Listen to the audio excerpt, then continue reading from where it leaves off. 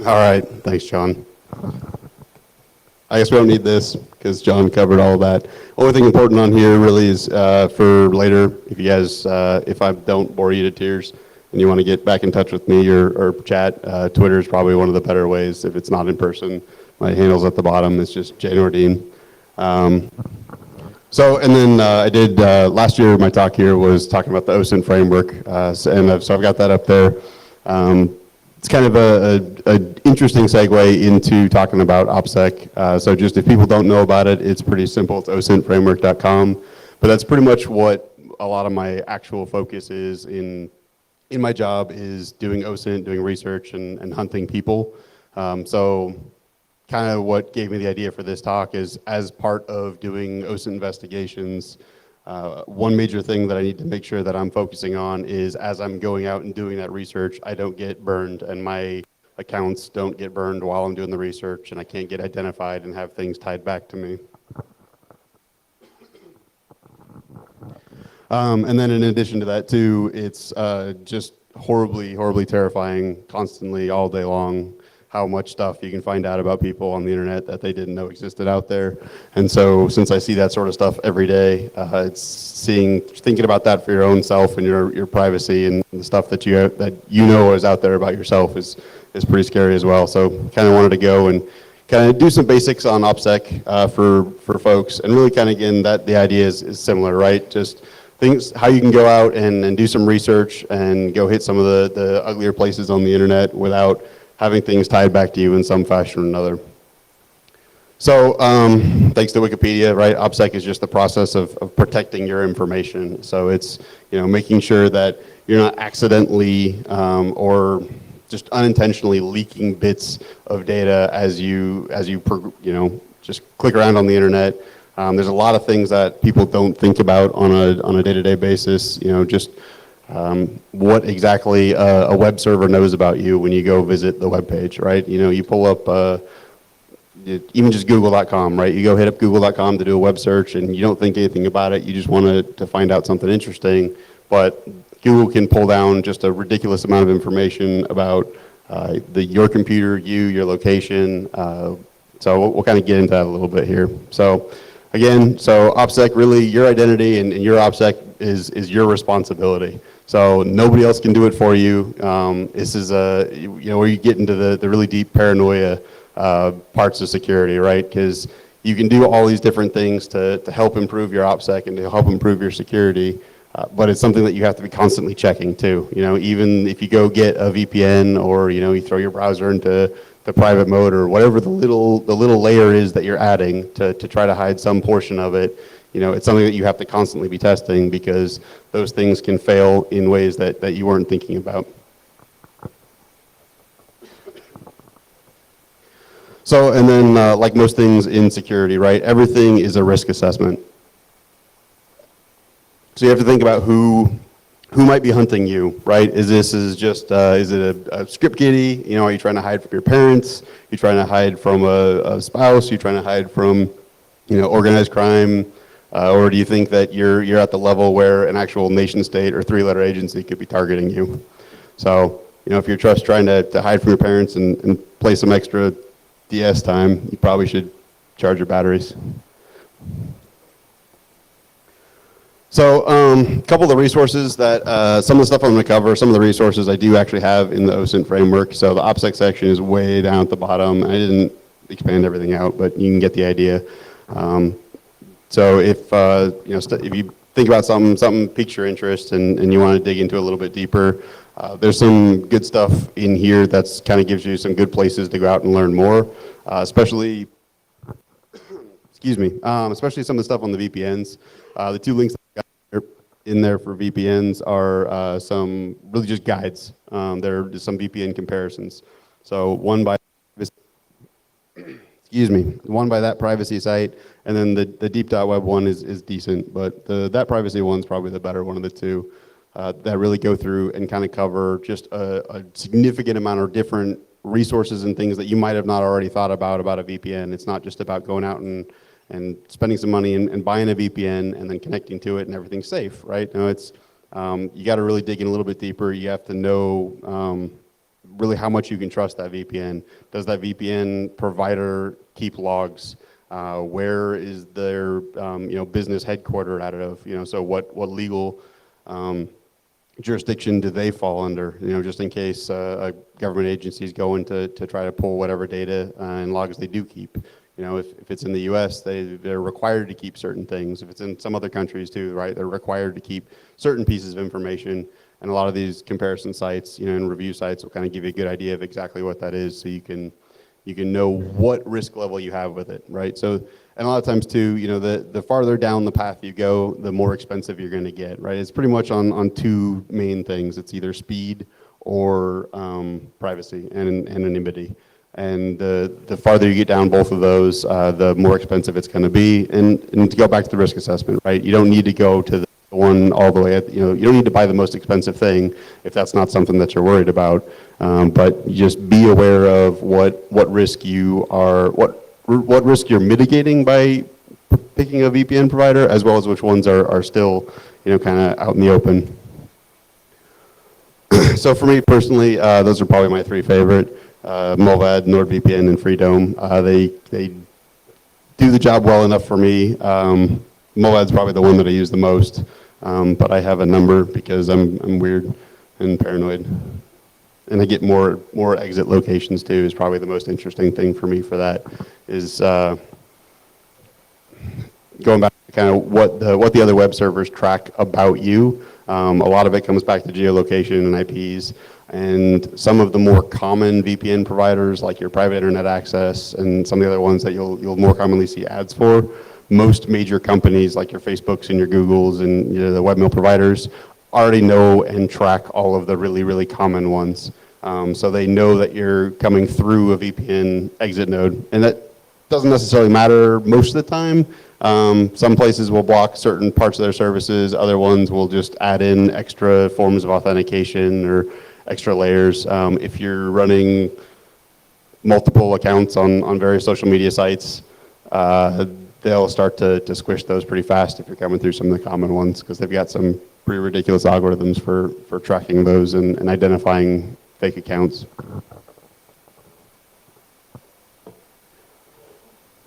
So that being said, VPN's probably covered the most and talked about the most, and Vic talked about it a little bit in his talk before mine as well, just because it's probably the quickest and easiest thing that you can do that covers most of the checkboxes. It helps a lot, but it's definitely not perfect.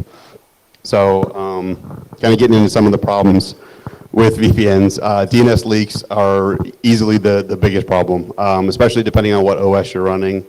It's something that you need to be checking, again, getting back into the checking and testing things and watching your own OpSec constantly. So just kind of as an example, the last couple of Windows platforms, Windows 7 you could basically set DNS server order, and it had a preference, and it would follow that preference if it got any responses. Once it got to Windows 8, they started doing this crazy thing called, what was it?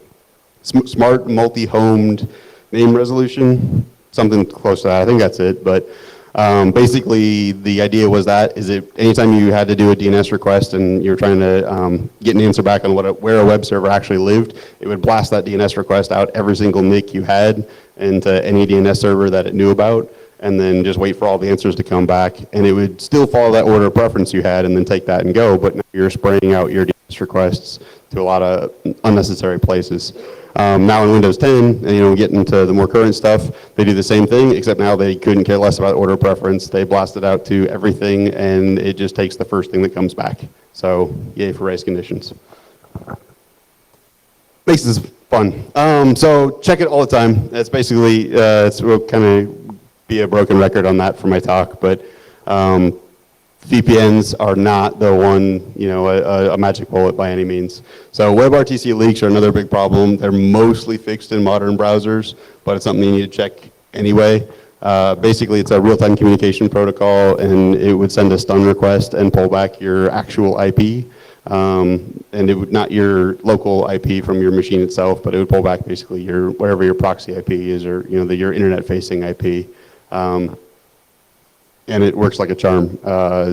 So again, I think it's mostly fixed in current browsers, but there was a case of it getting patched out in Chrome, I think it was, and then the next version unpatched it and broke it again, and now it's fixed again. I don't remember if it was Chrome or which browser it was exactly, but again, check it. And then IPv6. So again, not all VPN tunnels are created equal. Most VPN tunnels that you will set up are usually just IPv4 only. So you send out your DNS request and you get your response back from the web server, and the web server says, hey, we should do IPv6, and your computer's like, yay, IPv6, it's new, and then it starts talking IPv6, and everything just completely sidelines and bypasses the tunnel, and you're completely exposed again, and bad stuff happens.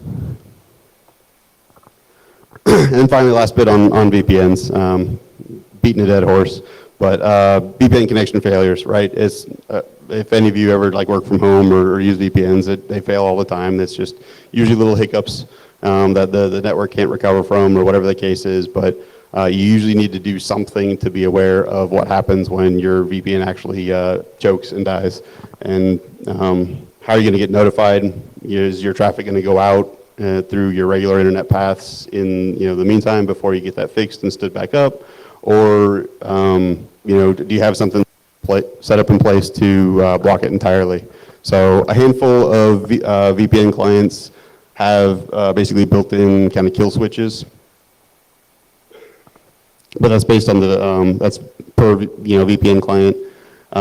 Definitely most of them probably do not. There's a couple of applications on your various platforms that can be set up to do the same sort of thing, or manually configure the OS, or my personal preference is basically man-in-the-middling the whole thing with a firewall, and just having the firewall shut down any traffic from whatever your research machine is, unless it's going only to the VPN, because that's anything on the network should only see traffic between you and the VPN, and from there it's going to go somewhere else. So if it sees something that's strange and not going correctly, that also helps to prevent all the other things we were talking about too, right? It helps to prevent the DNS leaks and some of the other stuff. So I've been blabbing for a while too, but feel free, if you guys get questions at any point, raise your hands, throw something at me and ask. This is obviously for the intent for you guys to learn something, so don't let me blab up here for 45 minutes or an hour and just be confused. If I said something that's strange, please feel free to interrupt and let me dig deeper on something. Shoot.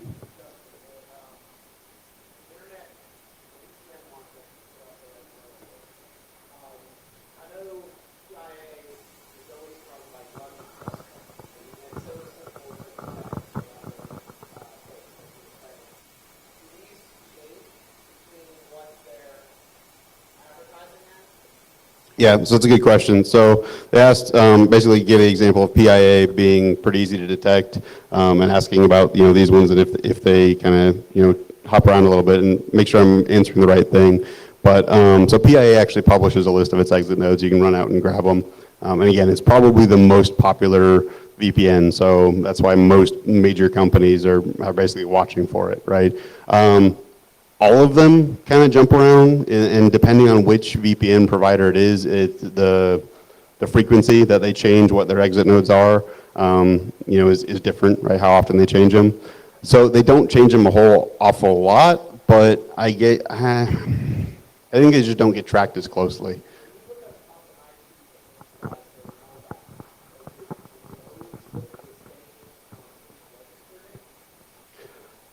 So yeah, that's a good question. Yeah, so does every time, if you look up all the IPs owned by them, does it always look the same? For the little bit of checking that I've done, it has for the 2 or 3 VPN providers I've done. That said, I've never actually gone through and extensively dug into all of them. No, that's not true either. They haven't always looked the same. It's probably been the majority of it. It's probably been 75, 80% have looked the same. So you could do some figuring.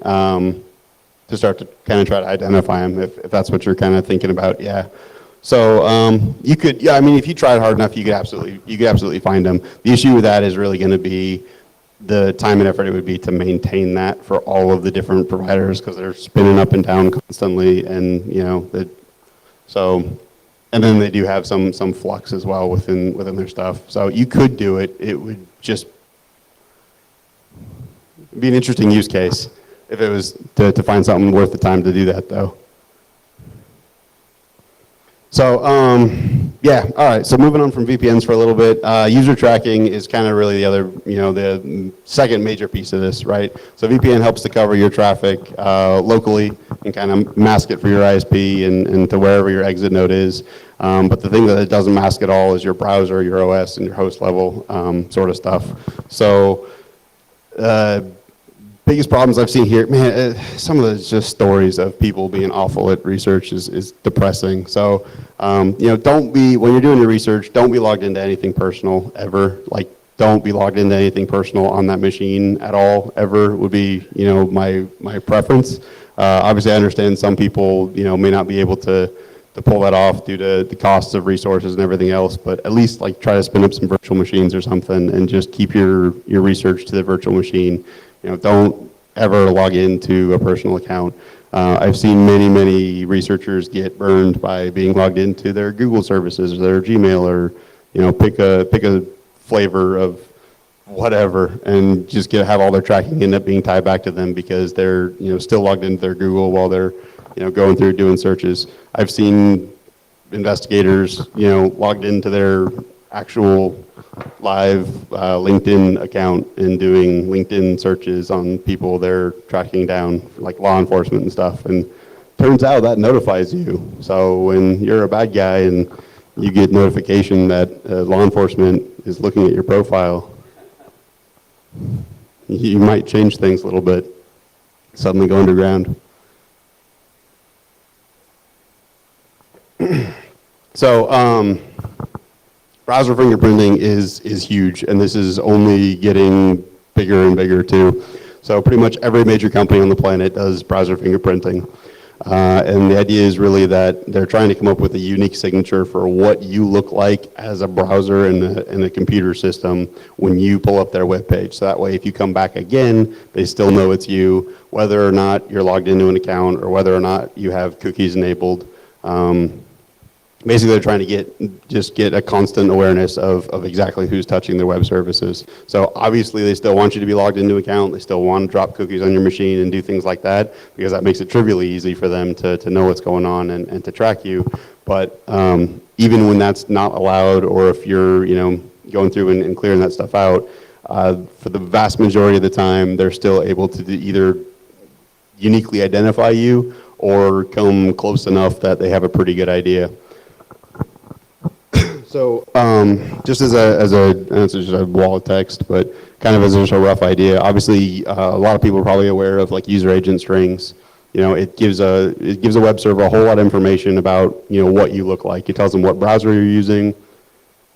It tells them what OS you're running. It tells them bits of information about the hardware platform you're on.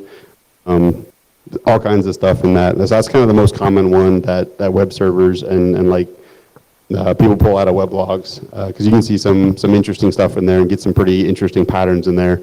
But then going further, browser plugins, obviously Java and Flash are the worst. Pretty much if you're running those, they can uniquely identify you to near 100% now. So turn those off, especially at least for your research machine. But then they can go through, they can pull time zone, they can get your screen size, your color depth, even like what fonts you have installed. And there's a whole list that's a mile long of things that's not on the slide. And then it starts to get into the really crazy stuff. So there's something like, it's called audio context fingerprinting, which is basically they're almost querying your system to ask it how it would play a sound file. It doesn't actually play the sound file, so you don't hear anything, but it's basically asking your system how it would play the sound file and then returning the results back to them. And that's almost 100% unique in every single case. So it's all in the background, it's all behind the scenes, it's all HTML5. And it's pretty nuts. Then that's just an example again too of a bunch of other ones that are pretty similar. There's a bunch of privacy research and stuff going on with, especially with like mobile phones, because there's a lot of things that HTML5 is giving the browsers access to there, like battery status. And the most recent one that I read that I thought was pretty interesting was talking about the light sensor that sits on your phone. And basically some researcher was able to take the light sensor on the phone and through the browser pull back what the person's browser history was, because they were able to load a web page and basically feed it just a list of links, and then use the browser's light sensor to determine what color the links were on the displayed on the page, right? And so if you'd been to a page before, the link color changes. So they're getting some crazy level stuff with HTML5. And again, right, the chances of some of that stuff, it's pretty targeted, it's pretty advanced level attacks, but depending on what the use case is, or whether it's like crazy nation state level stuff, or maybe it's just a company that really, really wants to know, every single user and all sorts of awful things about them. So just something to be aware of. So, and then, and I think that's pretty much it for browsing, but I guess the only other thing too really would be like auto-refreshing sites. I've had some friends also kind of get burned with that, with just having the auto-refreshing site just up in a browser in a tab somewhere. Sometimes some of us are worse at tabs than others, but having an auto-refreshing site up in a tab, and then having their, turning off their VPN connection, or putting their machine to sleep, or doing something that interrupts that, and then bringing it back up, and having all the things they had set up in place for OpSec not being fully established yet, and then having, something like Gmail, or even CNN.com, or whatever the case is. Anything, most major sites, Facebook, any social media, any webmail, most news sites, they all, are constantly updating and, forcing new content back on the page. And so every time that happens, if the things that you've put in place aren't, operational, you'll end up leaking some stuff. So, 2 minutes on incognito and private modes. They don't do anything for you at all in terms of OpSec. The only thing that it fixes is local. So everything that is in terms of data that's stored in logs, it's all just local stuff. It changes nothing for what's out in the internet. All right, so how to fix some of this stuff too.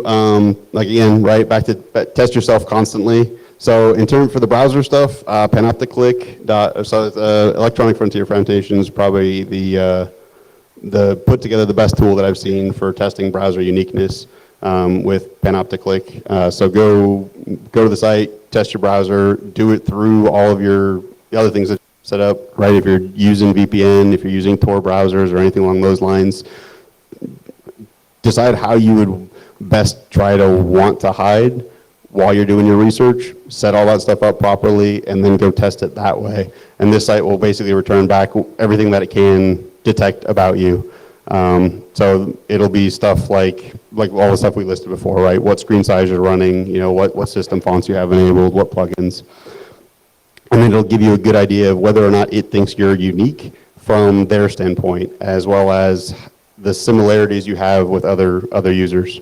So how to fix it from this standpoint is basically do as much as you can to just disable all the plugins that you have out there. Honestly, run as few plugins as you can. Personally, I still recommend running something like NoScript, because that saves your butt in a lot of other ways. It prevents a lot of other things from running, but I'd reduce it down to as small of a fingerprint of plugins as possible, because that's another one of the things that it can kind of detect is both how many plugins you're running, and in some cases exactly which ones. High entropy plugins, so those are kind of some randomization ones that change things on your browser from time to time. I don't really recommend them. They're good for some specific use cases, and we might get into that in some later stuff, but they can, well, I'll get into that later. And then finally Tor. So the Tor browser is actually good so you can use the Tor browser, both to surf dark web stuff as well as just regular internet.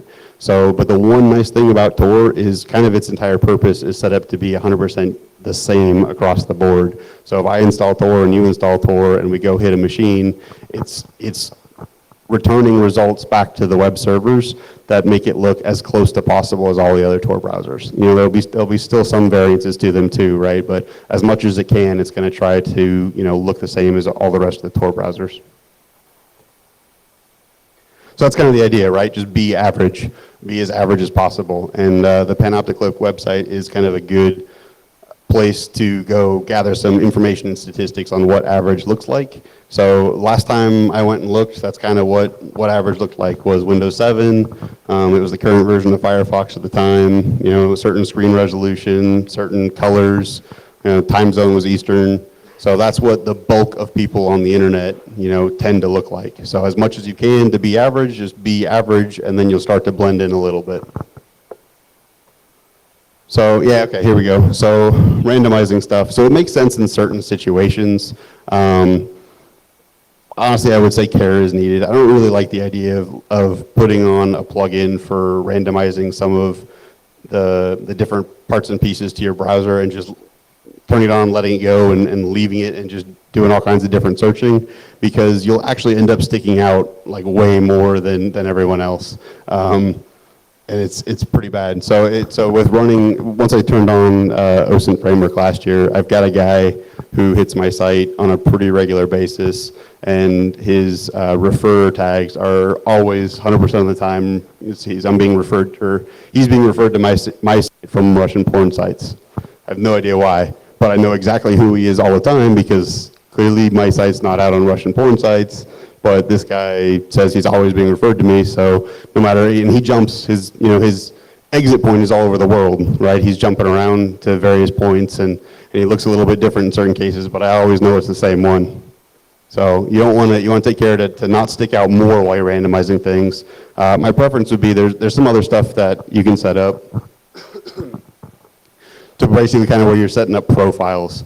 So you have like a set profile where you look like a Windows box running Firefox, or a Mac running Safari, or whatever the case is, and you can like individually click and pick, I want to be this now, right? And go, like, I'm going to be, have a profile set up for each different persona that you have set up.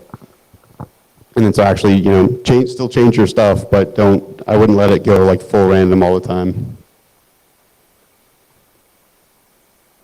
I guess I'm getting ahead of myself a little bit, but so the referrer stuff, yeah. So this is one, again, it's pretty common, pretty basic for folks that have ever done anything with weblogs or web servers.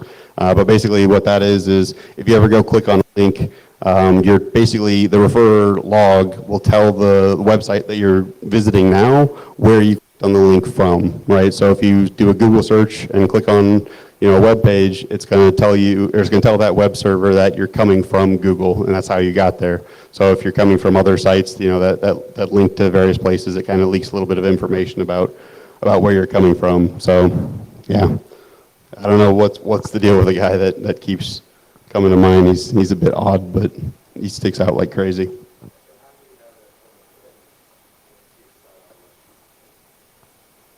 Because I've looked. It was weird. It was research.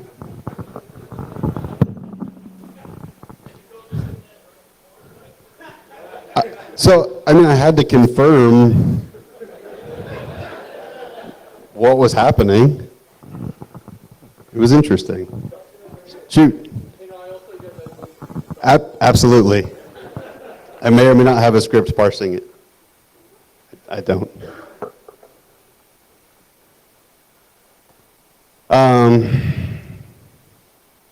So accounts. This is another thing that's obviously pretty big. So personas, not linking your accounts together. So how do I want to get into this one? So run around to all kinds of different crazy sites and trying to do hunting OSINT information on people, right? A lot of times it's social media related, if I'm lucky, because social media makes everything super easy. So for that, you're going to end up needing lots and lots of different accounts. They're more than likely, right, you're creating fake data. The better social media sites are getting better and better at detecting fake accounts and shutting them down, because it violates terms of service. So you shouldn't do that, because that'd be bad. But if you're doing it, then you need to make sure to keep everything separate. And that's the quickest thing that's going to get either accounts burned from the provider, right? The account provider, whether it's social media or webmail or honestly on some of these, underground sites and forums, is when your data is kind of bleeding over. So number one thing you can kind of do with that is going to be using different VPN exit nodes for different personas. If you're trying to do research on a certain thing, and if you need multiple personas for the same target or the same website that you're investigating, I'd highly recommend, and so it takes longer, right? It sucks, it's slow, but go through the time and effort. If you're going to go through the time and effort of creating the personas, you want to make sure that you don't burn them, because you're just going to end up wasting more time if you have to go through and start recreating stuff. So, I'm from different places. Have the accounts be, you can go nuts with it, right? There's a bunch of different tools that are out there that'll help you kind of generate fake data, because, if you're just sitting out there creating a bunch of fake accounts in a row, at least with me, like I kind of get brain dumb after a while and can't think of new fake things to be or whatever. So, use some of those sites that help you kind of randomize some of the data that you're going to put in there with the different names. I've done some fun stuff with just, different languages and all sorts of different stuff, but you want to just make sure that none of the stuff ends up tying back to each other. If you're doing social media stuff, don't have all of your accounts be friends with each other. It's a quick way to lose all your accounts in one fell swoop. That sucks. It burns a lot of time. Those are hard to create. But at the same time too, it's tough, right? Because you got to get them to look as real as possible. And so that's the other big thing for this is it's also pretty easy for a human to detect what a fake account looks like too, right? So if you don't post a picture, if you don't have some frequent posting on there, or even just things like this account's brand new and now it's suddenly trying to be friends with me or suddenly talking to me or whatever the case is, a lot of times that's going to set red flags for people, especially if you're hunting bad guys. They're going to be probably on edge a little bit more than the average Joe.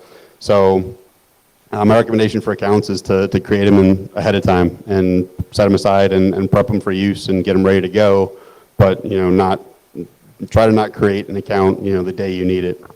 So other than Facebook, that works pretty well. Facebook's getting hard to trick, so good for them. So I get to dig further into that, I guess. Trying to create a Facebook account ahead of time and set it aside. If you're not pretty active in making posts, their algorithms are really, really, really good at detecting fake accounts. And they've made a lot of changes even over the last couple of weeks, where if you're just kind of set something aside and it's almost empty, they're going to start, next time you log in, you're going to get some surprise questions, and they're probably things that you can't prove or provide to them. So, and then lurk harder. Don't burn your oldest accounts for sure. If you've got accounts, age is by far the biggest thing for trust when it comes to a lot of these sites. If your account's been around for a long time, if it has a large number of posts, or anything that kind of indicates age or history or activity, that's going to help benefit you in a trust standpoint across the sites far more, and across the people far more than anything else. So this one was fun. Yeah, if you do get burned, don't use their wanted poster as your profile picture. I thought for sure this wasn't real, and then I Googled for it, and it's absolutely real. This guy's not smart. He got picked up again immediately. So that's fun. So, and then virtual machine. So this is the easiest way to kind of segment your work. So, all sorts of different options, right? And again, back to risk assessment, back to how much time and resources you have allocated to be able to spend on something like this. So the way that I typically go about my work is I've got basically a base virtual machine set up that I've got all my tools installed on. And I've got one for the major variety of OSs, right? So I got a Windows box for those tools, a Linux box of some kind for those tools. And then I just keep my tools up to date there. I never turn the box on, I update some stuff, I turn it off again. I clone that machine and use that for research. So for the most part, if I know I've got any sort of big investigation going on, even for my work, even medium level stuff, same thing, right? I'll clone a new virtual machine from that box. Anytime that I've got something new going on, I think it's going to take me more than a couple minutes, and then do all of my work inside of that virtual machine. And then once I know I'm done, once that client's happy, report's turned in, and I'm not going to need it anymore, I burn it down and it's gone, and I don't use it for anything else. If it's something I think I might need the information on it or reporting or for whatever, then I'll just shut it down and move it off to a hard drive somewhere else and keep it that way. But I never, as much as possible, try to keep the cross-pollination to a minimum. So for the short stuff, again, even I get lazy in some of those cases too, right? I'll do the same thing. I clone one of my base VMs, spin that machine up if it's for the short little stuff where I'm not so worried about OpSec, and I use one VM basically for all the little dinky stuff, a couple of quick searches here and there. But even that one I'll burn down once every week or two. But in the end, it doesn't, it's not costing me any time because all my tools are ready to go, all my stuff's installed. So all I need to do is clone a new VM. It takes 3 minutes and I'm ready to go again. And then, I don't end up losing anything. It helps to keep me from getting popped as much as possible. Front.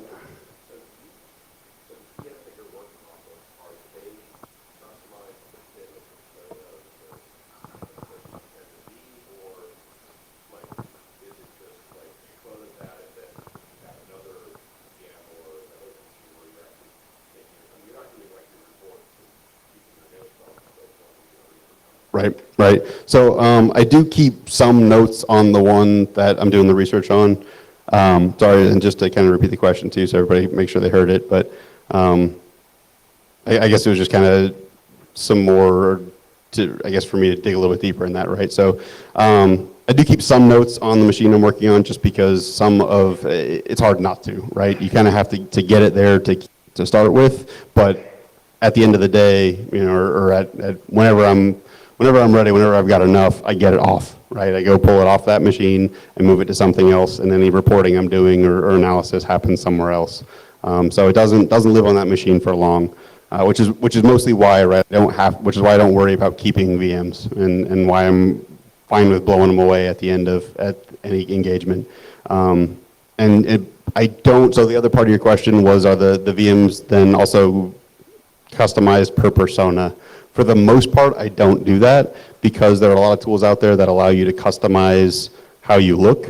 And again, I said I have one for Windows and I have one for Linux. So, and then in both of those, there are a lot of different plugins and stuff that let you, appear slightly different in most of the major ways, at least. So I haven't gotten to that level of doing things for OpSec stuff. But again, I'm also don't believe that I'm targeted by a nation state either. So, no. Yes.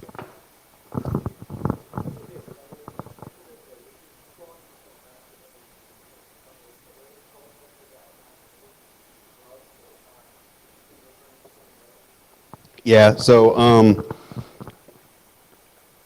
yes, I don't think there's very many. I probably should look into that harder. So sorry, and to kind of repeat the question again too, he asked if I'm cloning from master image, are there any elements of the master image that need to be scrubbed or changed? So that's so you don't get your actual VM getting identified as being the same thing over and over again.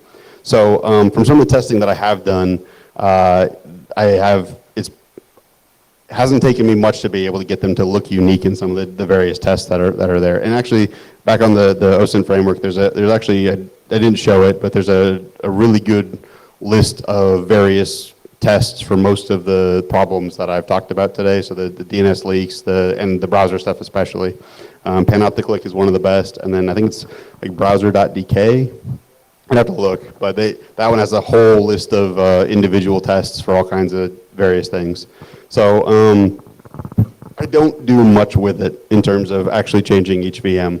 For the most part, I change the name, and I've got all I don't keep the usernames the same on it or anything. But that's about all I do.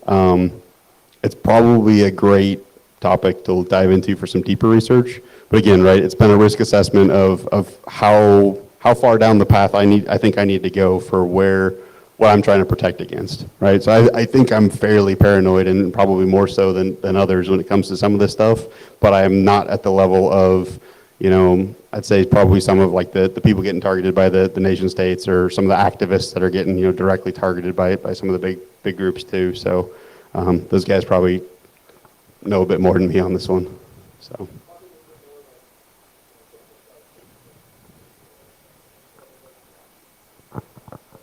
yeah, so I haven't seen them be able to detect me doing that sort of stuff for the social sites. Usually changing OS, browser, and exit node is enough. And I haven't had any issues with doing that. And then it gets, I don't get, so a lot of times you'll get issues if, basically if you're just copying the same stuff over, using it more than once and trying to log into the same social site in a short period of time. Changing those three things has always been enough for me that I haven't gotten flagged for any of the additional layers of authentication or, prove this account's real or anything along those lines. Any other questions? All right.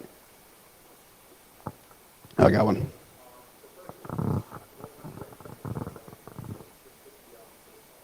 So for personal, so that's a hard question. For personal usage, what browser?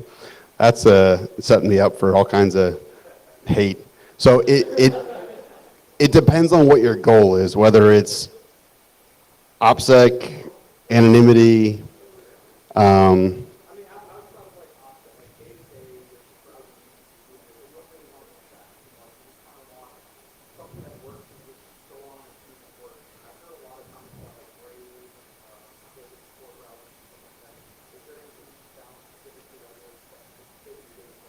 yeah, so for day-to-day stuff, I still use Firefox as my primary. I have been watching Brave and some of the other new ones that are coming up. So that, and for other folks, Brave is a new browser. It's probably the most popular of the new browsers that's really focused around privacy and keeping your data safe. I think Brave does a pretty good job. I've had some issues with it from time to time. So I'm watching it closely, and I do go back to it from time to time too to test it out further. But it wasn't, last time I used it, it wasn't quite at the state I was happy with to use it day to day.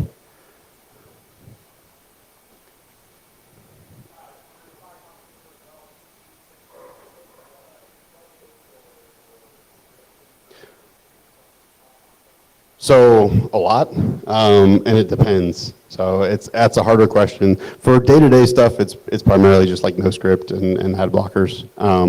For the more customized stuff, it'd be hard to get into. But for the most part, it's going to be the same two, and then plug in to be able to change the various bits and pieces about Firefox itself from a privacy standpoint, right? So that way you can look different, feed it different user agent strings, feed it, other bits of data that are different. And then from there, it really depends on how far you're going and what your goal is, right? Because there's other plugins that start to help with research in various different ways, whether it's like looking at some of like the web app research, and some of the security tools that help with some of that stuff. There's a lot of, so again, right, I do OSINT investigations. There's a lot of OSINT leaks that happen in the same fashion that the web app security flaws come through, right? Whether it's stuff forgotten about in source code or other stuff. So the plugins can really, really vary. Most of the stuff that I use, probably all the stuff that I use, I think, for plugins is in the OSINT framework, though, in various parts and categorizations in there. So I got, it's that expanded, like the OSINT framework kind of blew up and expanded way faster than I was expecting. It's at the point now where it's got so much stuff in there that like categorization and finding things is almost a little bit of a problem now. So I've got some stuff coming that'll hopefully help fix that. But feel free to dig around in there and find some stuff, or just reach out and ask me. And if you have like a specific use case, I can kind of go into it a little bit more. So we're getting pretty close to the end here, but I think really the only last things that I wanted to cover is again, sort of basic, right? But when you're talking about search and you're going out, there's all sorts of different search engines that are out there that are good for all sorts of different things that you wouldn't think about. Don't use just Google. Ones like DuckDuckGo are kind of the obvious go-tos for things where you're concerned about privacy and anonymity. But you'd be surprised how the same search gives you different results in just a different engine. Especially when you start getting into the foreign ones. And then, right, for anonymity, don't be logged into anything. But really the fun part for this one is that some folks just don't usually think about right off the top of their head when they're first starting doing some of this stuff, is try to think about how your searches will get logged and monitored as well. So especially when you're going to a place where it's kind of known bad, again, their threat level is a little bit higher, so they're watching things a little bit closer. So they absolutely, log and monitor the searches that are happening on their sites as well. So if you're trying to do search about your company or yourself, don't just head to the site, Set up all your OpSec and anonymity stuff ahead of time. Go to the site, register, and immediately start searching for whoever you are or whatever your company is, and search for nothing else, right? And then leave, and then you're gone, right? You stick out really fast, and it's pretty obvious. So makes sense. It's not hard. It's not a hard concept, but a lot of folks, it burns a lot of new investigators for pretty simple stuff. So for the most part, that's pretty much my whole talk. Don't leak stuff. Welcome to answer more questions. Yeah, go ahead.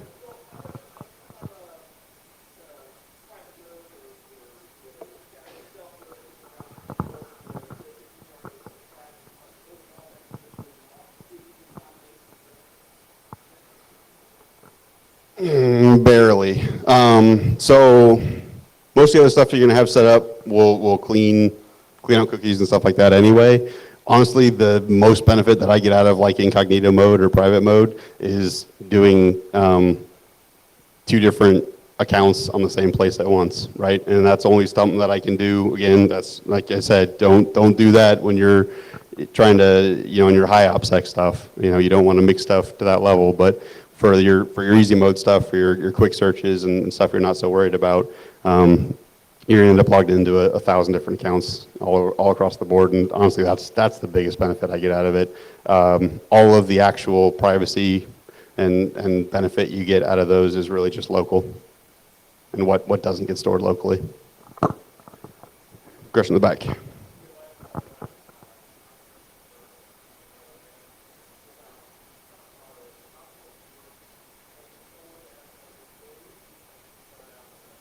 So I have trust issues.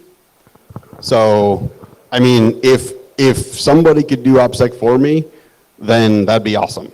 I don't know what that would be worth to me. I'd have to think about that some, but I don't. Yeah. So back to like one of the slides at the very beginning, right? I don't trust other people to handle my OpSec. It's something that I'm constantly going to have to be on. I mean, so it depends on how far you're talking about going to, right? Because like paying for a VPN is kind of like paying for somebody to have a layer of OpSec for you, but don't trust it, right? You got to test all the different, issues that we kind of went through to make sure that it's actually functioning properly. Don't test it once at the very beginning and then be done. Test it every time. Test periodically through the same investigation or the same day, and kind of keep going. So, anything else? Otherwise, I can see you guys later. I think wrapping up. Ready for the next. All right. Bing. Thank you.